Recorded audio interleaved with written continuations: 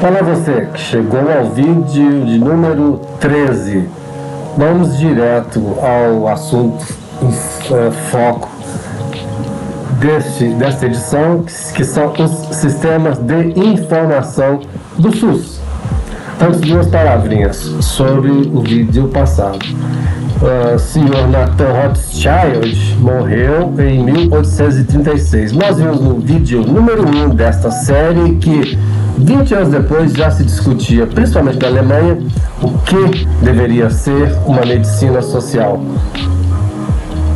voltada principalmente para atendimento gratuito e universal da população. Nós vimos isso no vídeo número 1. E outra palavrinha a respeito de Foucault, Michel Foucault. Na verdade, seu livro se chama História da Loucura. É verdade que traça um histórico da atenção psiquiátrica ou da pretensa atenção psiquiátrica ao longo da história. Mas o nome é isso, História da Loucura. Por que sistemas de informação? Ou melhor, para que sistemas de informação em saúde?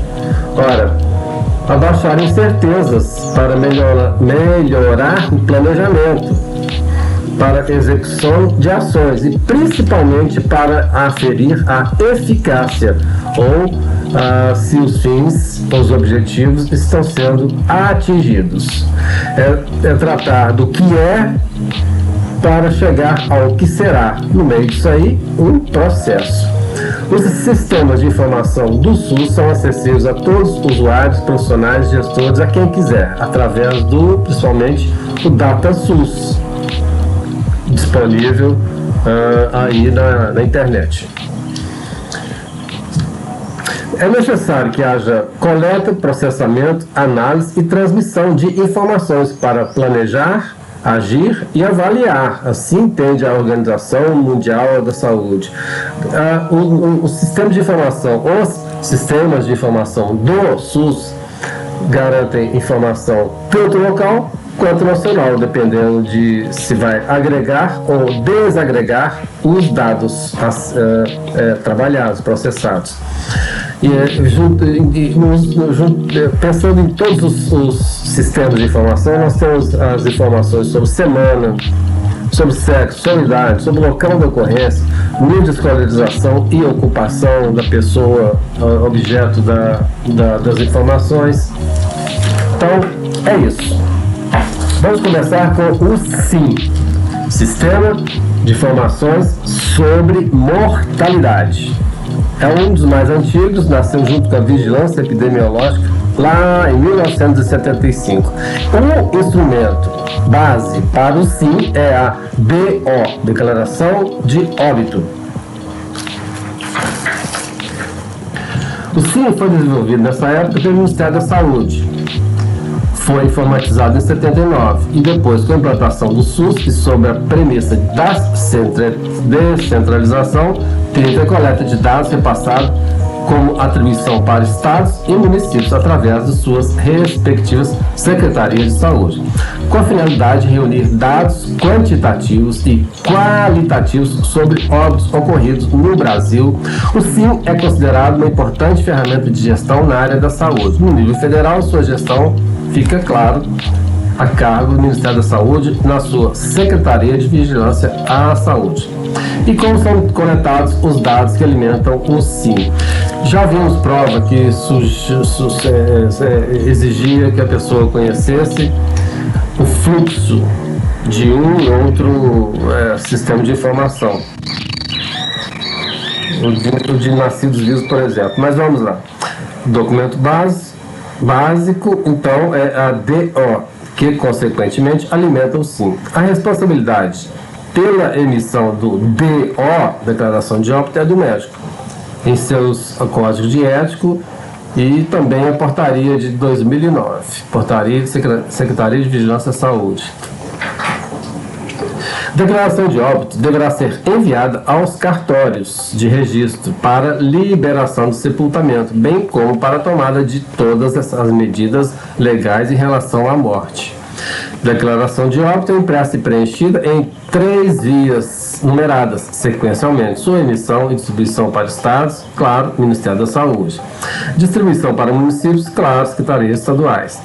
E as secretarias municipais, às secretarias cabe o controle na distribuição do DO entre os estabelecimentos de saúde, hospitais, serviços, enfim, e cartórios, aos profissionais médicos e outras instituições que possam fazer uso legal e permitido. Compete à Secretaria de Saúde nos municípios e estados recolhimento das primeiras vias de declaração de óbito junto aos estabelecimentos de saúde e aos cartórios. Primeira via, então, vai para as secretarias. Vai para o cartório, a prefeitura busca. E a segunda via fica no hospital ou unidade na qual ocorreu o óbito. Imaginamos que a terceira seja pelos responsáveis, né? Depois, segundo, Sistema de Informações sobre Nascidos Vivos, SINASC. O principal instrumento é a DN, Declaração de Nascimento, DN. Se o de morte é DO, o outro é DN. Foi criado em 1990 com o objetivo de reunir informações epidemiológicas, sistemas de informações sobre nascidos vivos. Informações epidemiológicas referentes aos nascimentos.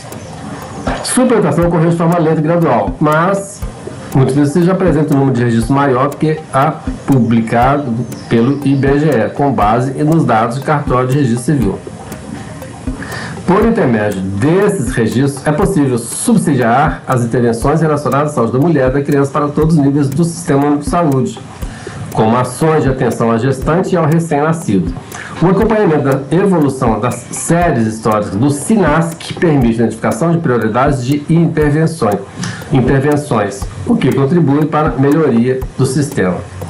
Segundo a definição da OMS, nascido vivo é a expulsão ou extração completa do corpo da mãe, independente da duração da gravidez, de um produto da concepção que depois da separação respire ou apresente qualquer outro sinal de vida, como batimento do coração, pulsação no cordão umbilical ou movimentos efetivos dos músculos de contração voluntária, estando ou não cortado o cordão, estando ou não desprendido da placenta. Cada produto de nascimento que reúne essas condições se considera como criança nascida viva. No caso da gravidez múltipla, deve ser preenchida uma DN para cada produto da gestação, ou seja, para cada criança. Muito bem. Engraçado eles colocar dessa forma, né? Sobre o SINASC, ainda podemos dizer que objetiva construir uma base de dados sobre crianças nascidas vivas em todos os níveis do SUS. Conta com o documento padrão que é DN, Declaração de Nascimento. Até o momento são considerados como nascidos vivos em risco as crianças que têm baixo peso ao nascer, menor que 2.500 gramas, cuja idade da mãe é menor que 17 anos, cuja idade gestacional é menor que 37 semanas, que é o pré-termo ou prematuridade, e quando o nível de escolaridade da mãe é baixo, menor que primeiro grau. E também, finalmente, quando o número de consultas pré-natal for menor que 4.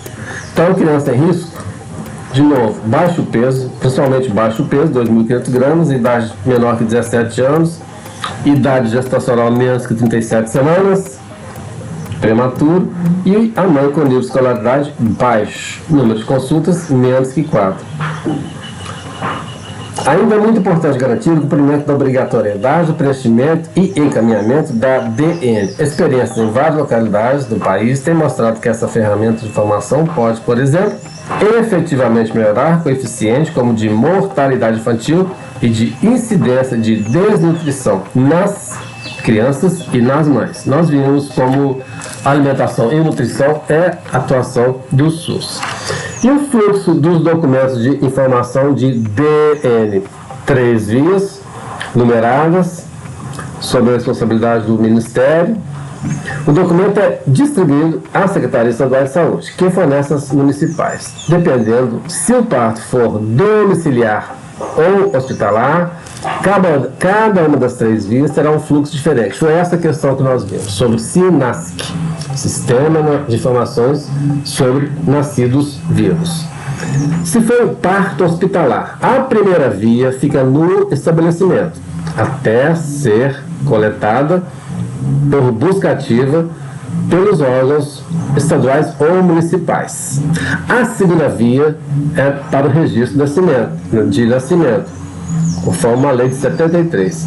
Após o registro, o cartório civil reterá esta via para seus procedimentos. A terceira via fica arquivada no estabelecimento de saúde onde ocorreu o parto, no prontuário do recém-nascido. Muito bem, então a primeira via fica no estabelecimento por ser coletado. A segunda via vai para o cartório. E a terceira, onde ocorreu o parto. Se for parto, então repetindo, a primeira fica na maternidade para ser buscada.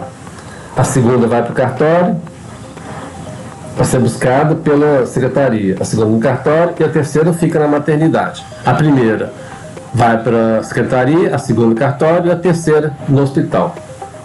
Parto domiciliar, mas tem 2 tipos, com profissional e sem profissional. Com assistência médica, a BN será preenchida por ele, que deverá dar a seguinte destinação. A primeira via vai para a Secretaria de Saúde, como o caso do hospital. A primeira está lá, mas vai ser buscada. Primeira via, Secretaria de Saúde. A segunda via fica com o pai, que vai ser utilizada para a certidão de nascimento no cartório, que ficará com o documento. E a terceira via vai para o pai ou representante para ser apresentado na primeira consulta à unidade de saúde. Poderá ficar na saúde onde ocorreu o parto, em princípio no prontuário do recém-nascido. Essa via poderá ser utilizada também para a localização das parturientes. No caso de parto sem assistência médica, a BN será preenchida pelo cartório de registro e terá a seguinte destinação. Primeira via, fica no cartório, recolhido. Depois pela Secretaria de Saúde. A segunda via, pai responsável para ser utilizado na certidão de nascimento. E a terceira via, pai ou responsável para ser apresentado na consulta à unidade de saúde. Isso, a SINASC. Então, repetindo. No hospital, primeira via está lá para ser buscado pela Secretaria de Saúde. Segunda via, cartório. E terceira via, na própria maternidade. Se for parto domiciliar, primeira via, mesma coisa, dá para a Secretaria. Segunda via, o pai leva para o cartório. E a terceira via, o pai leva para a UBS. Quando é sem médico, primeira via o cartório, que a prefeitura busca. A segunda via vai para ficar no cartório, que retém. E a terceira via, levar na unidade básica de saúde. Esse foi o SINASC. SINASC, Sistema de Informações sobre Nascidos Vivos. Então, para resumir, as primeiras vias, nos 3 casos, vão para secretarias. As segundas, para o cartório. E a terceira, no primeiro caso, o hospital fica lá. No segundo caso, o pai leva para a UBS. No terceiro caso, o pai leva para a UBS. Então, é isso. Agora, a portaria 3462 de 2010 obriga a informar mensalmente vários sistemas. Não vamos falar agora, porque depois a gente resume todos. Vamos então para os sistemas de informação hospitalar. Vimos com a 991. Por isso que a data, ano de início está aqui, 91, alteração para internação hospitalar. Agora, sistema de informação de agravo de notificação, o SINAM. Sistema de informação de agravo de notificação. Coleta de dados sobre agravo de notificação compulsória. Foi criado em 1993 ou 96, não importa. Pode ser ativada a partir do município gerando informações por distrito e bairro. Informações sobre agravos. Estamos falando de vigilância epidemiológica. Para desencadear medidas de controle. Os dados trabalhados referem às seguintes doenças. Não vamos dizer agora, porque no final dessa gravação diremos quais são as doenças de notificação obrigatória, que isso muda frequentemente. Então, ao final, nós vamos dizer quais são essas doenças e quais são as que devem ser notificadas diariamente, semanalmente ou de outra forma. Muito bem, esse foi então o SINA. Sistema de Informação de Produto Nacional de Imunização tem várias documentações. Depois nós temos o CIA, SUS, criado em 93. Vamos ver, essa é a 993. Aqui está escrito 94, mas CIA, SUS, na verdade, existe desde, vamos ver, estou retomando aqui, CIA, SUS, desde a 993. CIA, SUS, desde 993. 994, quando começam programas, agentes comunitários de saúde, e aí começam a haver uns documentos para informações dos dados, dos procedimentos. Muito bem, vamos então passar para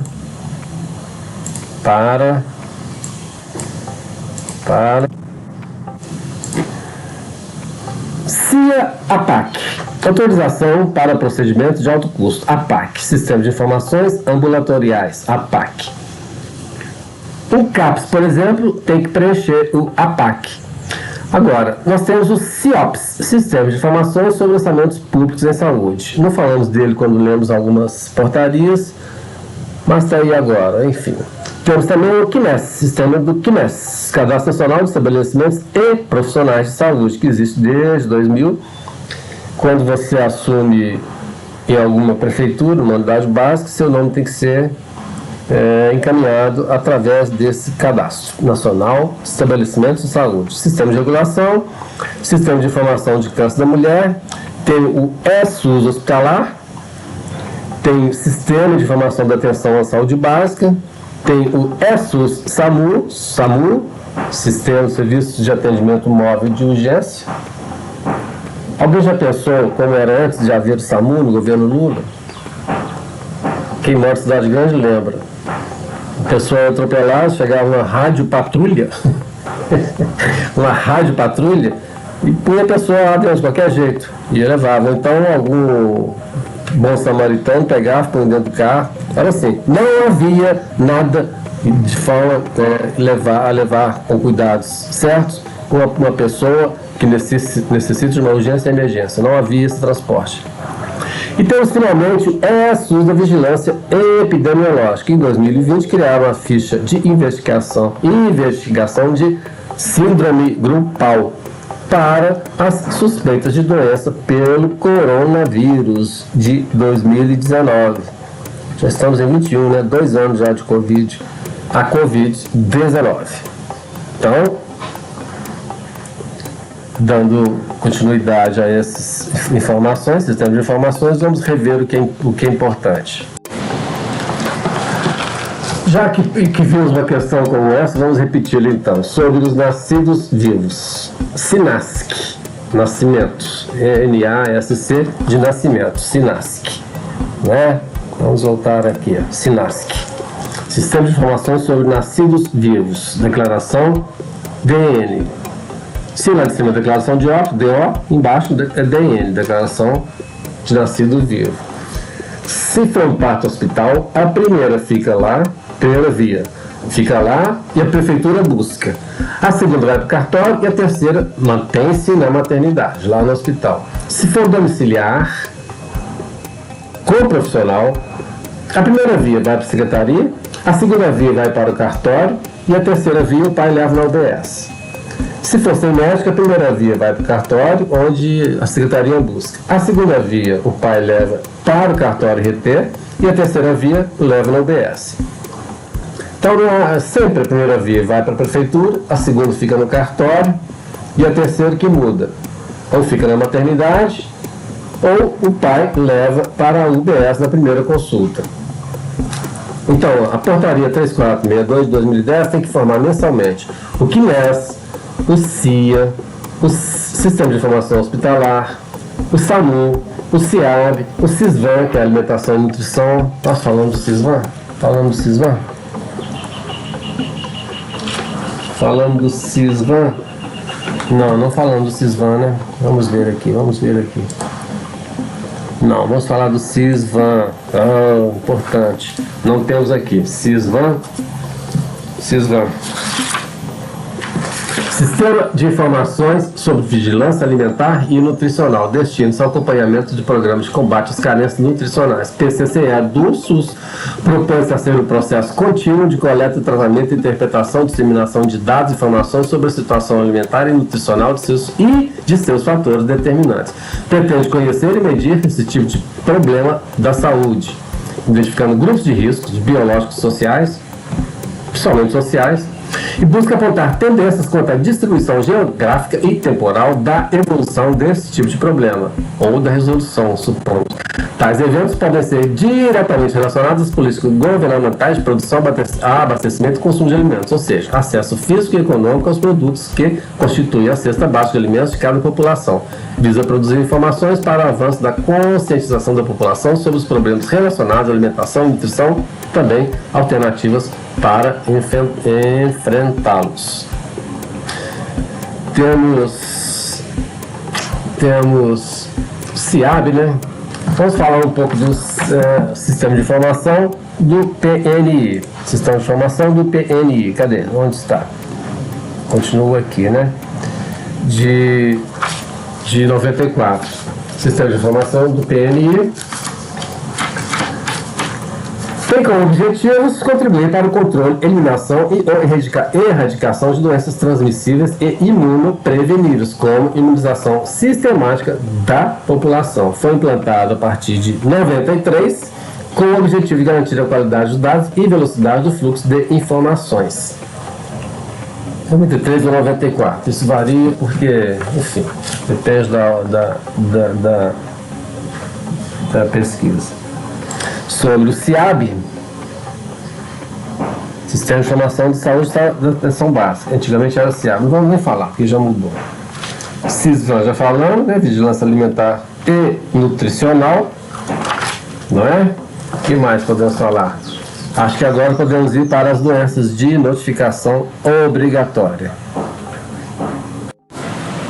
Muito bem, sobre a notificação compulsória, feita através do Sistema Nacional de Agravo de Notificação, SINAM, é um registro que obriga e universaliza as notificações, visando ao rápido controle de eventos que exijam pronta intervenção.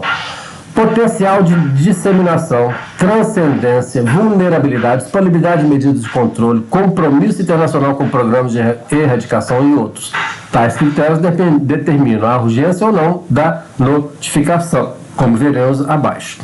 A notificação é um instrumento indispensável para o planejamento, para definir prioridade de intervenção, além de permitir que seja avaliado o impacto das intervenções. Está prevista no Código Penal Brasileiro. A notificação pode surgir de várias fontes, inclusive da imprensa. Que são doenças emergentes? São doenças novas, desconhecidas e causadas por vírus ou bactérias não descritos antes, ou por mutação de um vírus já existente. Também é possível que sejam causadas por um agente que só atingia antes animais, e agora os humanos.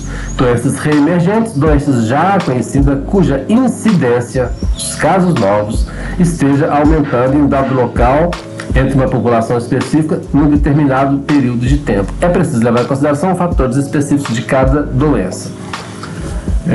A forma de notificação também leva em conta algumas situações e utilização de critérios simples. Por exemplo, redução da mortalidade por pneumonia bacteriana em crianças nos países em desenvolvimento depende de diagnóstico e tratamento rápidos. Por isso, a OMS recomenda que o diagnóstico da pneumonia seja baseado apenas em sinais clínicos, sem mais exames, sem auscultação, sem raio-x, porque assim observa-se, permite-se acompanhamento e, enfim, erradicação quando for o caso. Ou seja, em alguns casos, critérios mais simples permitem ou exigem ou solicitam ou justificam a notificação, que pode depender de suspeita ou caso clínico confirmado. Muito bem. E incidências são os casos novos. Prevalência dos casos que já existem. Todos dentro de determinado período de tempo.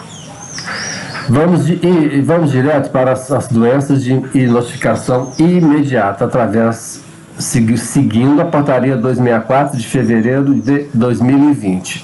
vamos direto nas de notificação imediata, notificar em 24 horas, notificar em 24 horas, cadê? Notificar em 24 horas e nas 3 instâncias do SUS. Veja bem, nós temos o botulismo, é uma doença,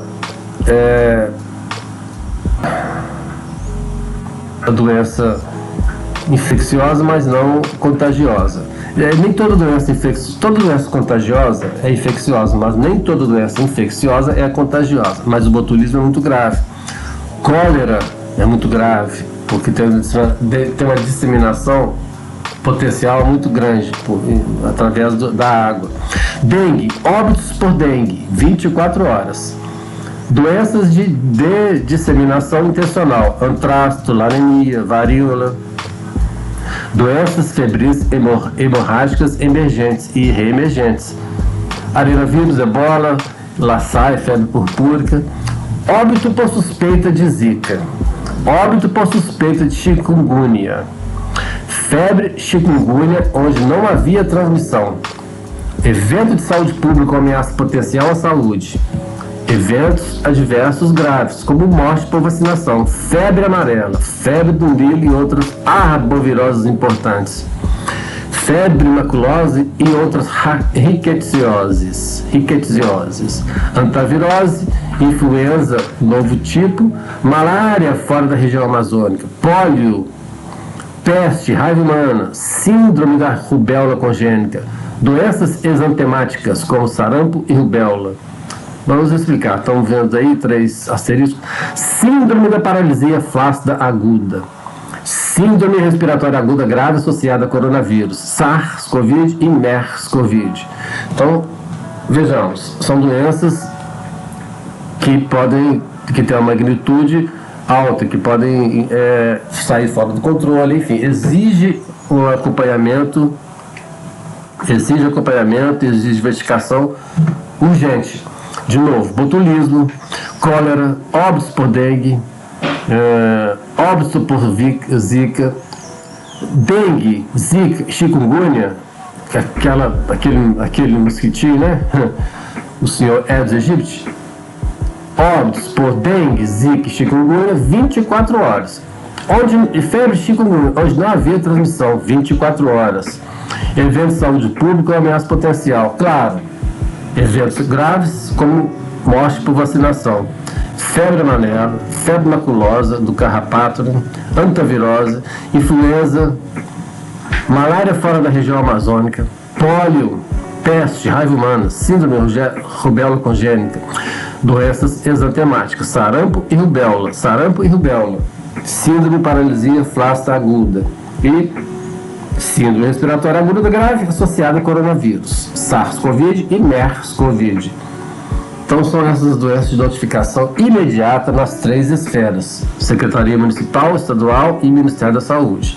Botulismo, cólera, óbitos por dengue, zika, chikungunya, aparecimento de chikungunya onde não havia transmissão, eventos graves como morte por vacinação, febre amarela, febre do Nilo Oriental e outras arboviroses importantes, febre maculose e outras ricketsioses importantes, influenza humana com novo tipo subviral, malária fora da região amazônica, poliomielite, claro, peste, raiva humana, cólera, botulismo, peste, raiva humana, são muito graves, né?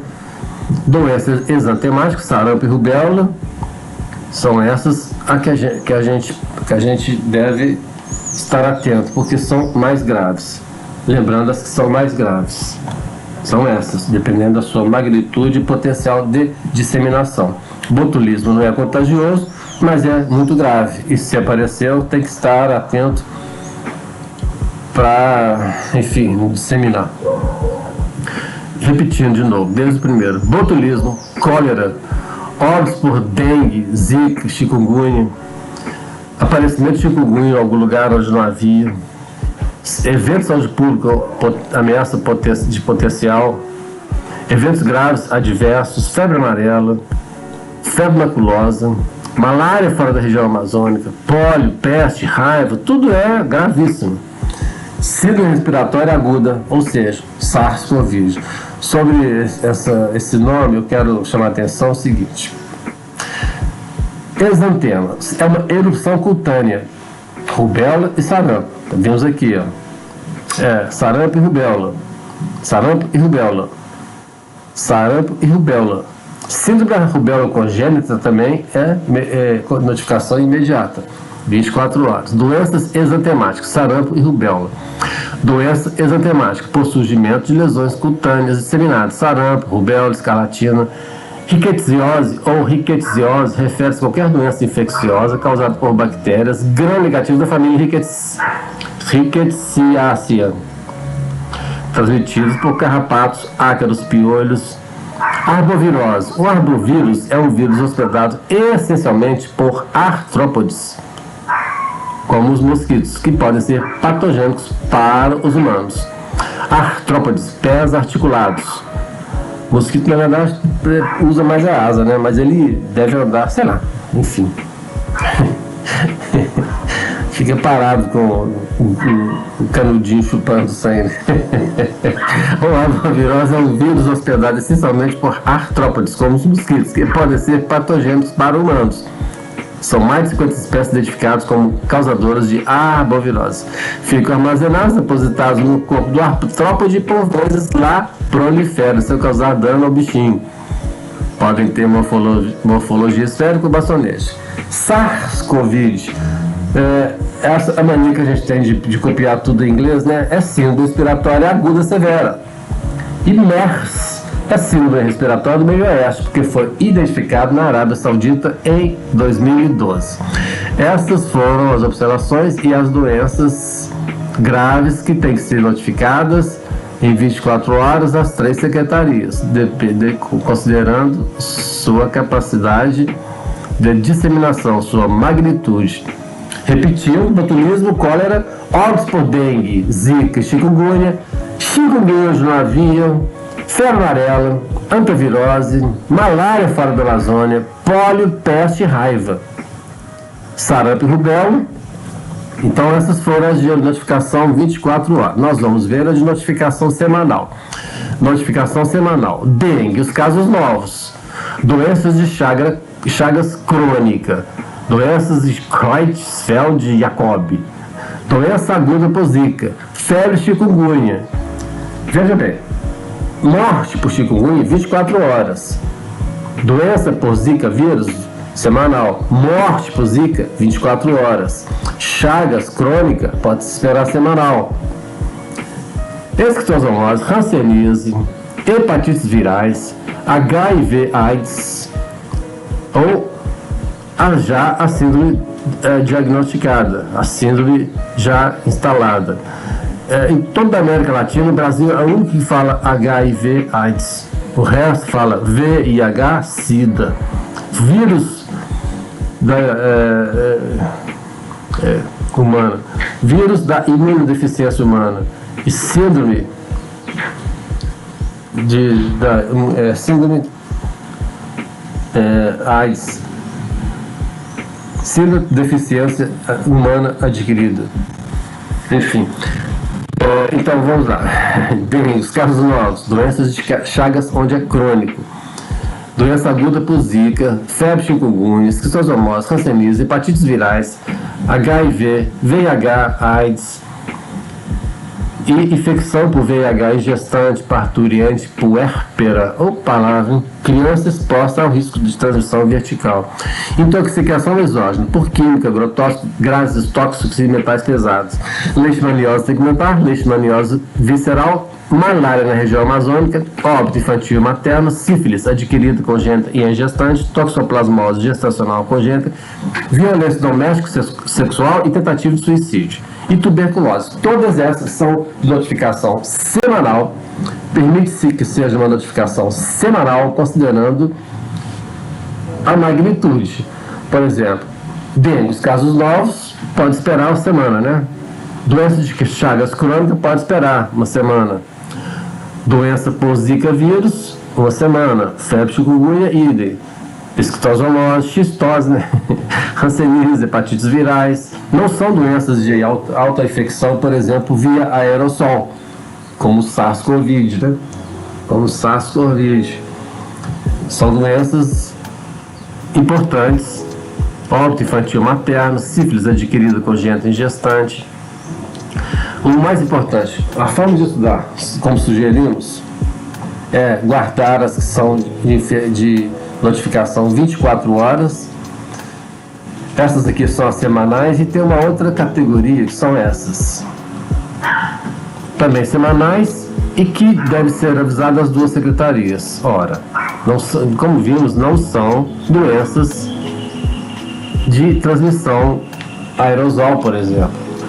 Acidente de trabalho com exposição ao material biológico. Acidente de trabalho grave, fatal e em crianças e adolescentes. Acidente por animal peçonhento. Acidente por animal potencialmente transmissor de raiva, coqueluche, avisa as duas, difteria, avisa as duas, doenças de Chagas aguda, doença de Chagas crônica, vimos atrás, espera uma semana, aguda e imediata, duas secretarias, febre tifoide, idem. Doença aguda pelo vírus Zika, pode esperar uma semana, mas se for em gestante, imediatamente as duas secretarias, municipal e estadual. Doença meningocócica e outras meningites, essas são importantes, duas secretarias. Tétano, acidente neonatal, duas secretarias. Varicela, caso grave, internado ou óbito, igualmente. Leptospirose, notificar imediatamente a secretaria municipal. Doença invasiva por hemofilus influenza, uma gripe qualquer. Então, temos como critério, nós temos essa sugestão, como fazemos para nós: guardar as que são de notificação imediata, 24 horas, que são as mais graves. Tirando essas, entendendo a dinâmica, não fica muito difícil de acertar questões sobre isso, porque na verdade, a menos que seja enfermagem ou provas bem específicas, o que interessa sobre saúde pública em geral, para as provas como saúde pública, é isso: entender um pouco essa dinâmica e lembrar dos casos que são graves. Botulismo não é contagiosa, mas é infecciosa. Botulismo, cólera, óbitos por dengue, por zika, por chikungunya. Informar imediatamente chikungunya, hoje não havia. Febre amarela, peste, raiva humana, pólio, malária fora da região amazônica. Tudo isso é muito grave. Rubéola e sarampo. E, claro, SARS-CoV ou MERS-CoV. Então, na tela está aí: botulismo, cólera, dengue, óbitos, óbitos por zika, dengue, zika, chikungunya, do bonitinho, Aedes aegypti. A morte por essas doenças, notificação 24 horas, para as 3 instâncias, porque é grave. Febre chikungunya, hoje não havia a doença, é grave. Febre amarela, sempre foi. Febre maculosa dos carrapatos, né? Malária fora da Amazônia, pólio, peste e raiva, rubéola congênita, são todas doenças para a gente lembrar como são graves. Uma repassada nessa listagem pode nos ajudar com essa necessidade de guardar as doenças. Nós vamos dar uma paradinha aqui e nos encaminhar para o fim desse vídeo número 3. Para terminar, como já é praxe nessas gravações, enquanto está na tela uma foto da Rua dos Judeus, em Recife, um lugar maravilhoso, uma rua maravilhosa que se enche de cadeiras e pessoas nos seus bares. Um lugar maravilhoso, mas desgraçadamente muito quente. Vamos ler então a passagem de Carlos Felipe Moisés, no seu livro O Desconcerto do Mundo, do Renascimento ao Surrealismo. O surrealismo que pode ser hoje, inclusive. O conselheiro, sossegadamente, observa a agitação das pessoas em seu redor e detectam que, inquietações, mal-entendidos, receios vários, desejos e ambições, muitas dúvidas, certezas precárias. A mãe, preocupada com o destino dos filhos. Filhos, quanto mais amados, mais inseguros de si. A incerteza em relação ao futuro, o empenho em ganhar, medo de perder, os projetos de conquista a qualquer preço, a astúcia de uns, a ingenuidade de alguns, a fragilidade de quase todos. A humanidade parece empenhada numa batalha, contra quem e com que finalidade ninguém saberia dizer. Aspas. A guerra é a mãe de todas as coisas. Aires filosofa, citando Empédocles. Fecha aspas. Nos encontramos no próximo vídeo.